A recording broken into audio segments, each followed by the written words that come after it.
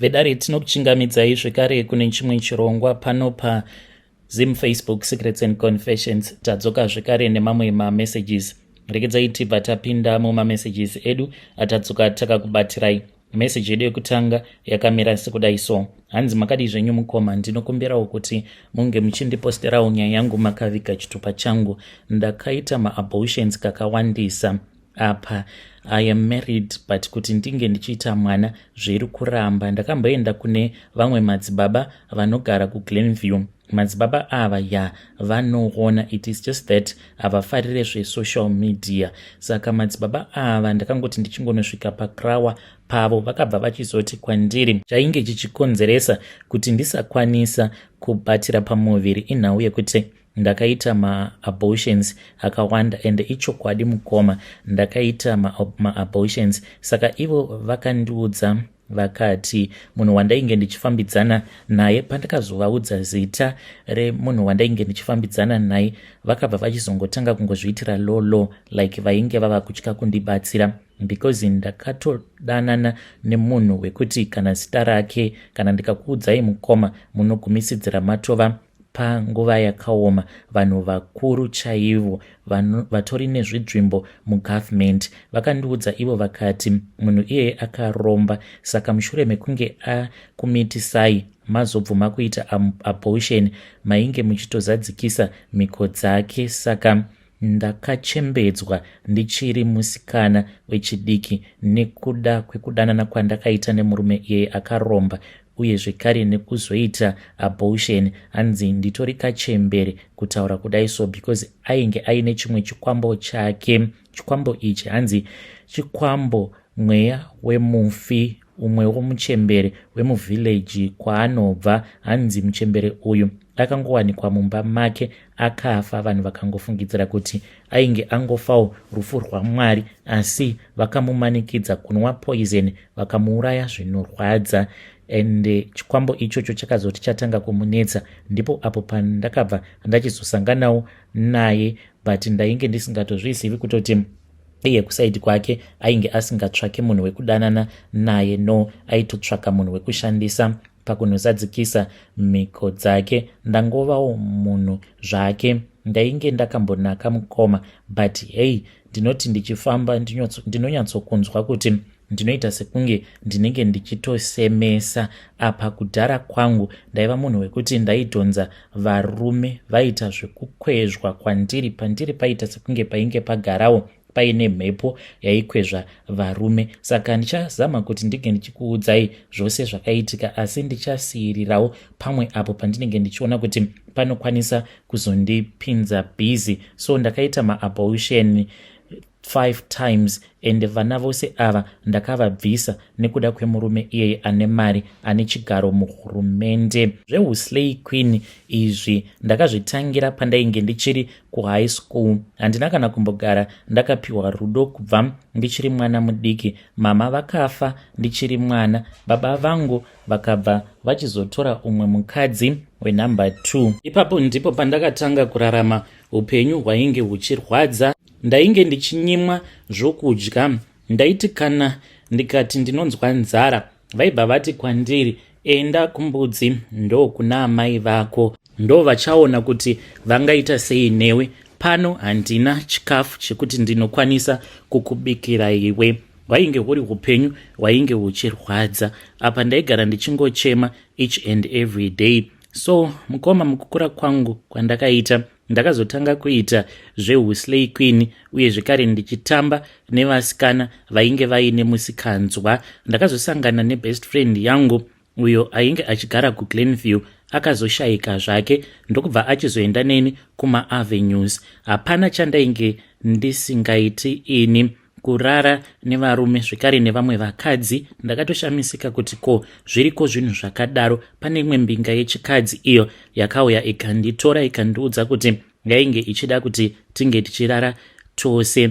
Ndakabva ndatoona kutoti zvine mari, saka ndainge ndava kusambosarudza kuti ndasangana nemurume here kana kuti nemukadzi. Nenzira dzose ndaingosangana nemunhu uyo anenge achida kundipa mari. So ndipo apo pandakabva ndachizosangana naminista vacho ivavo. Takasangana nawo kumusangano. Murume uyu mukoma ndakatozviona kuti ainge anakirwa neni, because kubva apo patainge tichironga meeting yemusangano takabva tachizonzi mayouth ainge achifanira kuti ange achizovapo. So neniwo ndainge ndiripo pakati pevamwe avo vakasarudzwa nevamwewo vasikana vakangonaka-naka.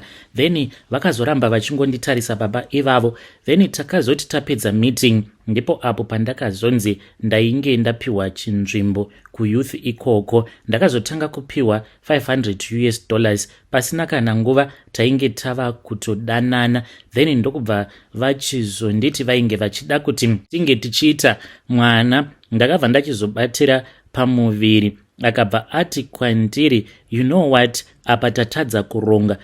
Panguva yacho iyoyo vainge vaenda kune imwe campaign rally, vakabva vanditi pari zvino kuti tinge tichiita mwana azviite baby, ndibatsirewo ndinzwisise, tichaita vana kumberi, but uyu tinofanira kuti tinge tichimbomubvisa. Ndakanzwisisa nekuteerera kwangu ndokubva ndachizopiwa mari ndikaenda kwaprivate doctor kuBorodale. I still remember pamba pacho ipapo ndakatofungidzira kutoti maybe pane umwe munhu wandiri kungoenda kunoona, because ndakangonzi enda pakati pane munhu uyo wauchanosangana naye. Ndainge ndiine 250 yandainge ndapiwa. Ndasvikapo pamba pacho ndikatoona kutoti ko inga wani munhu wacho ndidoctor. Ndakamupa mari. Mushure mekunge ndamupa mari ndikabva ndapiwa mapiritsi. Then I was told kuti vainge vachida kuti ndige ndichiita bed rest, izvo vainge vachida kutomonita kuti zvechokwadi nhumbu yacho yainge ichazobva here zvekurevesa. So ndakabva ndachizotanga kubuda ropa apa ndainge ndichirwadziwa, but I kept on smiling because ndainge ndakavimbisiwa kuti ndainge ndichazotengerwa foni. Akanditi kana ukandiitira zvimwe zvikuru kumberi uko, iwe unoda kuti ndige ndichikuitira sei? Ndikabva ndati dedi vangu sezvo vachiita zvekutengesa, baba vangu ipapo vaifamba vachinohodha mbudzi, vaitotengesa mbudzi paraundabout. Makore acho iwawo painge pasati pava nezvimusika nezvimatakshop sezvavapo iko zvino. Paingova nevanhu vaiita zvekutengesa mbudzi chete. Saka ndikati dedi vangu vari kuenda vachinohodha mbudzi, but dai kwanga kuri kunzi vainge vaine motikari chipickup kana kuti chitruck, I think kuti business ravo raikwanisa kuzofamba zvakanaka. Akabva ati ndichavatsvakira pick up. Zvechokwadi dedi vangu vakazotsvakirwa pick up yavo, ndiyo yainge iri motikari yavo yekutanga.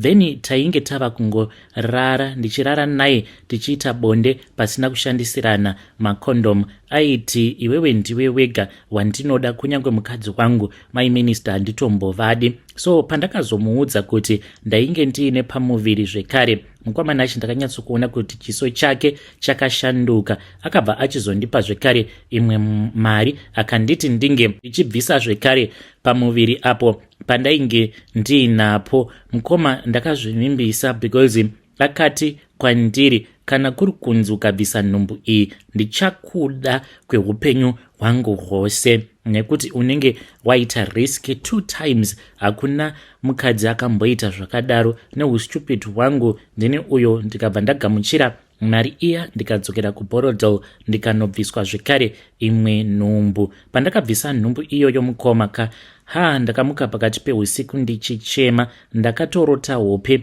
Mwana uyo ainge achifanira kuti ange achizoita pilot. Ndakamurota mwana uyu ari mudumbu mangu, akatokura. Ndikatorota ndakatomubata mumaoko ndiri muchipatara ndichiti mwana wangu, ndazvara mwana wangu. Mukomana akafanana nababa vake, akatotanga kutoenda kuchikoro. So ndakazoti ndiri mundege ndikati komundege munomu ndiri kumbotsvakei. Ndokubva ndachizotanga kufamba ndikabva ndachizoona kuti mwana wangu iye ndiye ainge achitodhiraivha ndege yacho iyoyo. Akabva ati mama, honai zvamakandiita. Akasimuka ndokubva atanga kundirova. Apa ndege ikabva yatanga kudonha. Ndakazomuka ndichichema mushure mekunge ndege iya yaita accident ikanonyondera pasi kwava kuputika. Ndopandakabva ndachizopepuka. Mukoma ndakaramba ndichingonyengererwa. Ndikabatira zvekare nhumbu yenumber 3. asi nguva iyoyo ndainge ndati ngwarirei, ndakabva ndati uyu mwana ndiri kuda kumuchengeta. Ndakatomukumbira ndikati let me keep this one please. Iye akabva ati zvauri kuda kuita Shamiso, uri kuda kundibhohwa iwe, ndinokurova. Akatanga kundituka, hauna kana basa, hauna basa neni, uri nzenza. Hapana pandingazomboda kunzi ndinge ndichizonzi ndakaita mwana nenzenza. Ndakarwadziwa zvisingaite. Kubva musi iwoyo mukoma rudo rwakafa. Tainge tiri muhotel, akabva achizondidzipa, akabva anondidzvanyidzira kumadziro, ndokubva atanga kundirova zvibhakera mudumbu. Nhumbu kwava kutobva, ropa rakatotanga kutoyerera. Akandisiya ndichirwadziwa, but kunze kwekuti tinge tichirambana, ainge ava kutodanana neni by force. Kune vamwe vasikana kunzouko, kana kuri kunzi mukatanga kudanana navo vanhu ava vanoita zvematongerwe enyika, unenge watova slave. Haambokutendedze kuti unge uchiita move on nelife yako. Kunyange akandirova zvakaipa kudaro, nhumbu ikabva akati this is far much better than kuswera tichitambisa mari, yatobvaka. Mukoma, he was very heartless. Munofungidzira kuti kana achiitira ropa rake hutsinye hwakadaro, ko iwewe zvakewo munhu anenge agere kuconstituency ikoko uko kwaanenge ari MP, angaswera achiita basa newe here? But mukoma ndakaramba ndichingodanana naye mushure mekunge andiudza kuti ainge achida kundiurayisa. Akatovhura briefcase rake ndokubva anditi ndaifanira kuti ndinge ndichizvipfura nepfuti. Mukoma ndakaridza mhere ndikachema, akazoti ndakuregerera, like he was controlling me. Ndainge ndava kuita zvaanonzwa kuda kufunga, zvaanenge achida kuti ndinge ndichifunga panguva yacho iyoyo. 4th time mukoma ndakangobvisa mwana wacho iyeye ndiri ndega. Ndakangoti ndaona kuti ndainge ndabatira pamuviri, ndokubva ndatongonotenga mapiritsi ndikabva ndachizonwa. Then number 5, ipapo I think kuti ndipo pakabva pachizokanganisika upenyu hwangu. At that time ndainge ndava kurojerwa cottage kuwaterfalls. Ndainge ndichigara ndiri ndega apa. Ndainge ndisingatendedzwi kuti ndinge ndichibuda ndichiendawo mutown ndichiti ndoda kumboenda kunorefresha. Ndaingoswera muswere wese wezuva, ndakangozvivharira mumba, kungobuda gedhi chete. Waitomunzwa ava kutondifonera obva andibvunza kuti ko uri kuenda kupi. Ndikamuti ndikuenda kutuckshop, aibva anditi ko mufiriji hamuna chikafu here? Ndobva ndati ndinacho. Obva dzimwe nguva obva atouya, obva atanga kundirova. Ndainge ndichipiwa mari each and every month,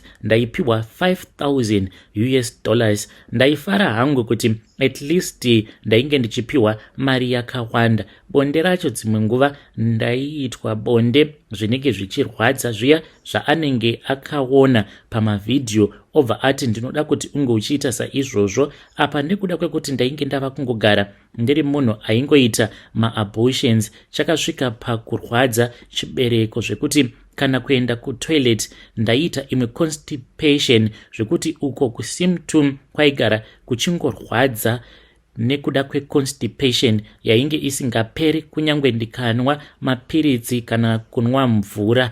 Then ipapo pandakabatira nhumbu yenumber 5, I think kuti ndipo pandakabva ndachizokanganisika chibereko changu. Mukoma ndakabvisa nhumbu iyoyo ndiri ndega, since ndainge ndisingadi kuti ange achizviziva kuti ndainge ndabatira zvikare pamuviri, because aiwanzokundirova kokutukwa zvako pafoni.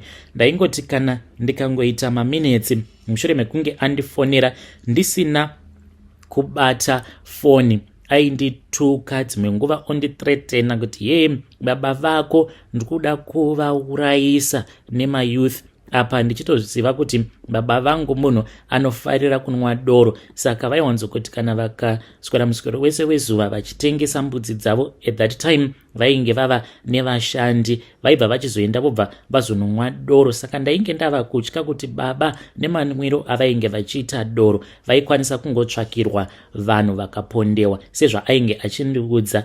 Ndainge ndisina kana mafriends, even friend yangu ndainge ndakatonzi handichadi kuti ndinge ndichikuona uchitamba naye nekuti anozokupfuurira kuti unge uchizoita zvechihure. Ko idzo motikari mukoma, ndaifamba nemotikari dzimwe dziya dzamunongoona dzinofamba nemaministers neconvoy yemabodyguard ndirimo zvangu, but pain yandinenge ndiinayo dzimwe nguva ndaikwanisa kungotanga kungoyeredza misodzi, ende ndichiyeredza misodzi aiti kana akandiona ndichichema saizvozvo aikwanisa kana kutondirova chibhakera obva ati hautendi dai ndakakusiya uchiita zvechihure. Izvozvi vakadzi vangani vanoshovera kudanana neni. Right now ndinewe, but ndatosiya mhuri yangu. My wife right now, she does not know kuti ndiripi, but here you are crying, uri kuchemei. Apa ndobva ndatanga kurohwa kana kudzipwa mukoma. It was very